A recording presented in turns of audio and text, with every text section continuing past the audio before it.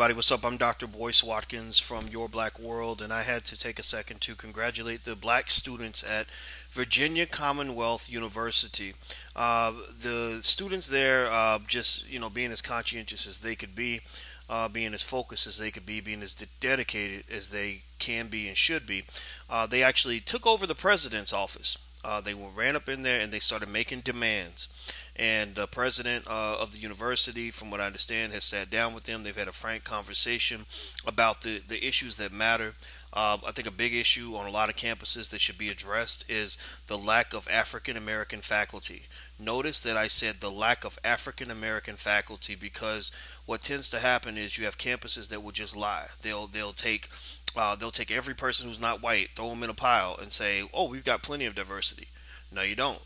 You don't have. That's not diversity just because a person is not a white male.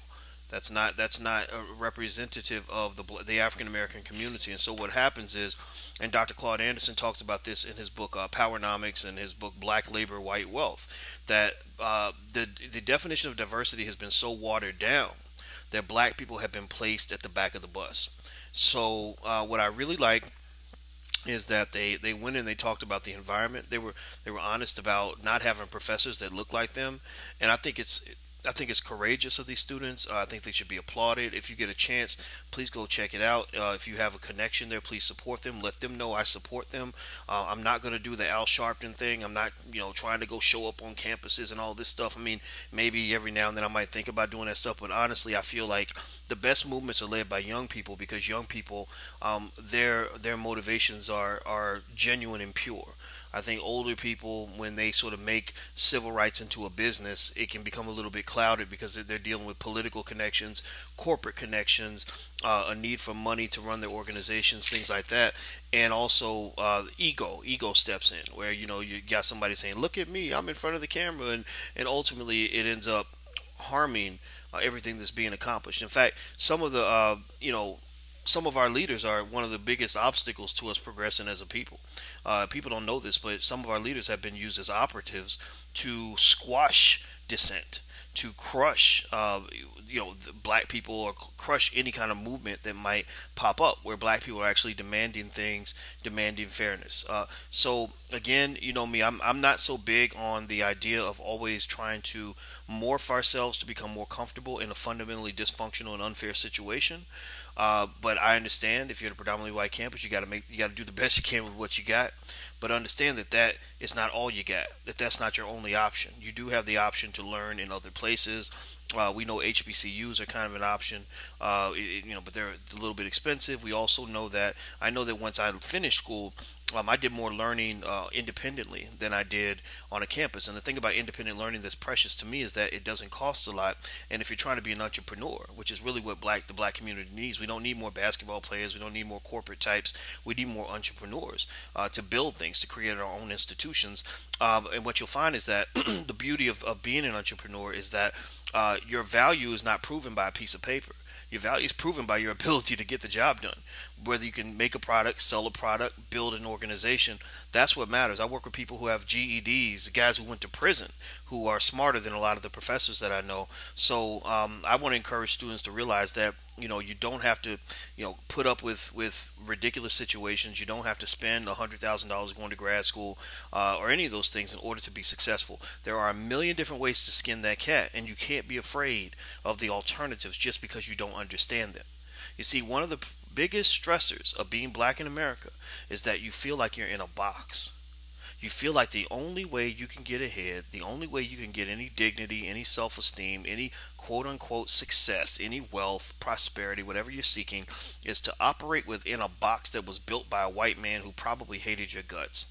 Because it was probably built 100 years ago. White people got big boxes now. They're these institutions they have that have billion-dollar endowments, but they were built by people who had no respect for us, who thought of us as animals. So you're pretty much being governed by the grandchildren of these people who thought we were animals, right? So it doesn't mean that these people are bad people. I'm not saying that at all. But they have an allegiance to a system that was built on an undeniably racist foundation, which therefore implies that you're suffering under what you might call delayed oppression, an oppression lag. It's where somebody did something 100 years ago, but it affects you right now. When you walk in a building, the reason that building's up is because 40, 50, 60, 70 years ago, somebody built that building, right? Well, the same thing is true about culture. When you're feeling oppressed by a culture, by a working environment, it's because at some point in the past, somebody built that environment. So build your own environment. Get together with your friends and just dedicate yourself to building something of your own. You can go work for somebody else if you want. You can go to somebody else's school if you want. Great, you can learn from other people, but you do what the Chinese do. The Chinese used to come over. A lot of the Chinese, the best and the brightest, would come to the United States. They learn, and then they go boom right back to China. Not all of them, but a lot of them did, and now they built one of the great economic powerhouses of the world. There was a time when people never thought in a million years that China would ever be able to compete with the United States. But they're not only competing with us, they are going to be kicking our economic ass in about 20 or 30 years, if they're not doing it already. So think about that for black people. Right now, people think, oh, we can never compete with white people. We can never have what they have. The only way we can survive is by mortgaging and selling off our future so that we can get a surplus today by aligning ourselves with these institutions that were pre-built by other people who didn't like us.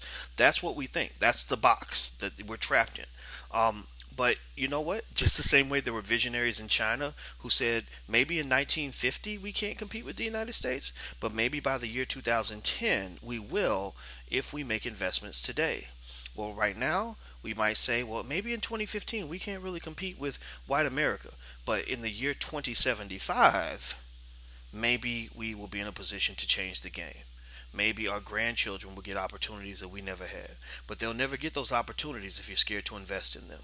So I want to say that just to end and go back full circle and say I love what these students are doing at Virginia Commonwealth University. I think they should continue. Always understand that everything is negotiable. First thing people will tell you, these administrators, they're afraid of the students, by the way, but they'll never let you know that. The administrators, they're going to always tell you that things are not possible and that you should be patient. Don't be patient and don't take no for an answer. If there's something that you really want, and as long as you're reasonable, I mean, talk about it as a group. Make sure it's reasonable to ask for. But if it's reasonable and it implies a degree of fairness and equity, then don't take no for an answer. No, you just say, no, we're not going to wait. No, we're not waiting.